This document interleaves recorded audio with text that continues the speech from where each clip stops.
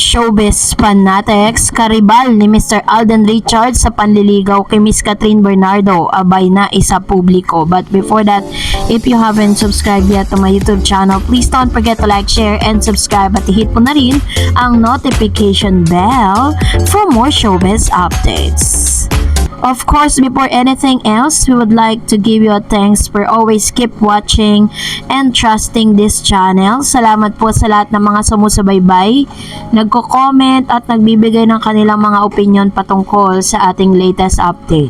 And for today's video, naglabas po ng isang article ang PEP 1 hour ago kung saan ay sinabi nila rito, nilalaman nitong article na to, na meron daw di umanong non-showbiz guy na porsigidong manliligaw si Miss Catherine Bernardo.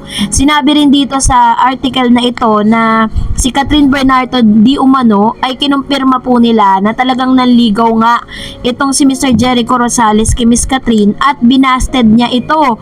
And dito rin po nila nalaman or sinabi rin nila rito ang tunay na estado ng relationship ni Catherine Bernardo and Alden Richards, kung totoo nga ba talagang nanliligaw di umano itong si Alden at nakakaloka yung mga inilabas nilang mga news Sabi dyan, totoo kaya ang nakarating na kwento sa amin na very reliable source mula sa Pep Troika na meron isang non-showbiz guy na sobrang porsigido ang panliligaw kay Catherine Bernardo. So kinukumpirma nila dito sa article na ito na bukod kay Alden Richards, meron pang isang manliligaw si Miss Catherine.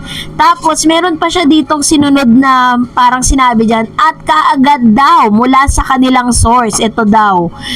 Binasag daw ng source nila ang ilusyon na nanliligaw daw di umano ay namamagitan kina Alden Richards at Catherine Bernardo. Halata raw na para lang yun sa pelikula nilang Hello Love Again, pero magkaibigan lang talaga ang dalawa. So, yun yung kanilang mga inilagay, no? Ito yung kanilang mga nasagap na balita. Pero base po sa mga ebidensya na lumalabas, parang yung non-showbiz suitor na ito, sabi ng source, na ito raw ay non-showbiz guy na wagas daw ang panunuyo sa aktres at pati sa pamilya nito. Ibig sabihin, bukod po kay Mr. Alden Richards, may nagpupurso din dito kay Miss Catherine. Ayaw na niyang magbigay ng clue sa atin kung politika ba ito, politiko ba ito, mayamang negosyante ba to, sa sport o sino, basta hindi raw taga showbiz. So kung matatandaan po ninyo sa ating po mga recent vlog, yung kasagsagan po na parang very fresh pa, yung paghihiwalay ni Catherine at ni Mr. Daniel Padilla, meron pong mga napapabalita na parang isang non-showbiz guy na nanliligaw kay Miss Catherine, na siya daw di umano ay isang parang mahilig siya sa sports. So baka ito po yung tinutukoy nila, pero wala pang tahasan na pag-amin patungkol sa bagay na ito, kasi lahat ng mga lumalabas na article na yan, hindi naman natin yung makukumpirma not unless na si Catherine mismo or ang pamilya niya mismo ang mag-confirm. Lahat yan, speculation lahat yan. Hindi kami sinagot kung masyadong pribado ba itong si Guy. Ayaw nga kaming sagutin kung gwapo ba. Basta hanggang doon lang daw ang pwedeng ibigay sa amin na kwento tungkol kay Catherine Bernardo. Ibig sabihin, may source po sila na nagsabi. And ayaw rin nilang sabihin kung sino yung source. At isa pa, sa nasagap nila ng PEP, na totoo daw na binasted ni Catherine si Jericho Rosales noong mga panahon na nalilink ang dalawa pagkatapos ng breakups ng actress kay Daniel Padilla. Nanligaw daw talaga si Eko kay Catherine, pero hindi raw umubra ang panunuyo ni Eko sa Asia Superstar. Pagkatapos kay Catherine, si Janine Gutierrez na ba ang susunod na liligawan ni Jericho Rosales.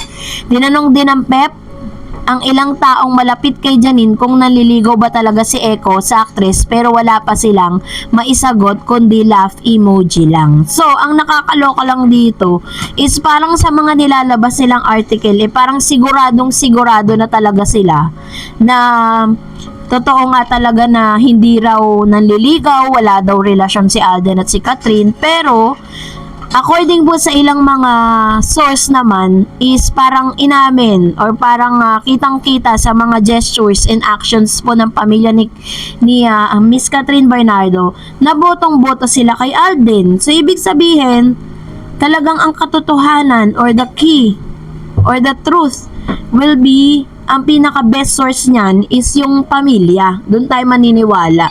At makikita rin natin yung mga gesture na ginagawa ni Mami Min. Kung paano niya pinopost yung ilang mga regalo, no, na nanggagaling, at alam natin na si Miss Catherine Bernardo or si Mr. Alden Richards na nagpapadala sa kanya because of the same flowers na na-receive niya nung naisa publiko nga yung kanyang pagbibigay ng sorpresa para kay Miss Catherine. Kaya lahat ng yan baka kasi biglang lumabas na naman yan sa social media at maguluhan na naman ng mga kat din.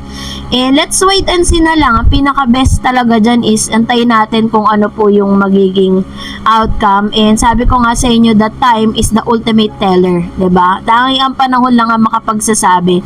Makikita natin yan right after the movie. Pagkatapos ng resulta ng movie, meron pa bang cut din? That's the best answer. Yun yung pinaka-best time na pwede nating malaman ang katotohanan between them. Kung magpapatuloy pa rin ba ang cut din or magpapatuloy pa rin ba si Alden Richards sa panunuyo kay Catherine. And for that, narito naman ang ilan sa mga komento ninyo patungkol naman sa ating latest update. Let's start off with Ma'am Shitelma. These are the comments coming from our Facebook page there, Eds TV. No? Sabi niya, Kat then always natural lang ang beauty ni Kat. Si Andrea, malaki ang dinadala niya, mayaman ang katawan niya.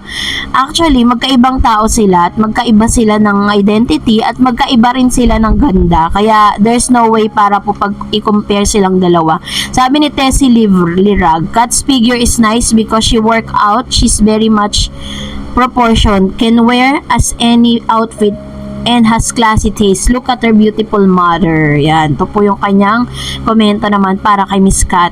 And Ann Leong, sabi niya, Kat then forever celebration is on the way. God bless all of us. Good luck at then. Stay more strong. Go na. Sabi niya, hi guys, sila na sinabi na ni Madam Christy Permin.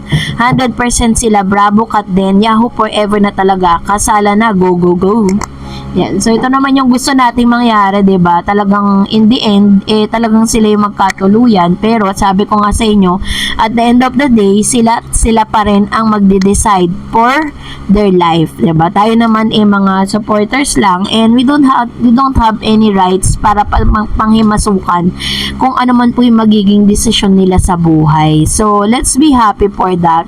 And ang pinaka reward naman ng lahat ng mga kat din talagang yung mabigyan nila tayo ng mga ayuda, 'di ba? Na minsan sobrang hirap makakuha ng mga ayuda kasi ang ano nila, sobrang malihim yung kanilang mga dates, 'di ba? Very precious po 'yan sa lahat ng mga kat din. And Miss Ligaya Peñaflor, doon sa pinost na flower ni Mami Min, may nakasulat sa pagtapos na I love you at sa ibabaw na pirma, may your love bago pirma ng Alden. Ayun. So, tignan natin. I-check ko ulit 'yon. Sabi ni Ma'am Chibina, no, hindi ba yan magkarelasyon? Sila magkaibigan, si Alden mabait sa kanya. Kaya nga hindi dapat isa publiko kung sila on. Ayan. So, ito naman yung kanyang parang statement patungkol dito, no. Thank you, Ma'am Shibina. And Miss Vicky, ako't matagal ko nang alam na mag-on si Kat at Alden. Sa kilos lang nila alam mo na. Sa tanda kong to, napagdaanan ko na rin yan. Di ba sabi na pag nag-promote sila ng pelikula nila, baka doon na sila aamin. True. Kasi po parang marami na rin kasi mga evidence na naglalabasan. Pero yun nga, as I've said earlier, that it's better kung sa kanila mismo manggagaling. And that's it for today. For more videos and updates, please don't forget to like and subscribe. And please don't forget to follow my Facebook page, Dar Eds TV. God bless everyone!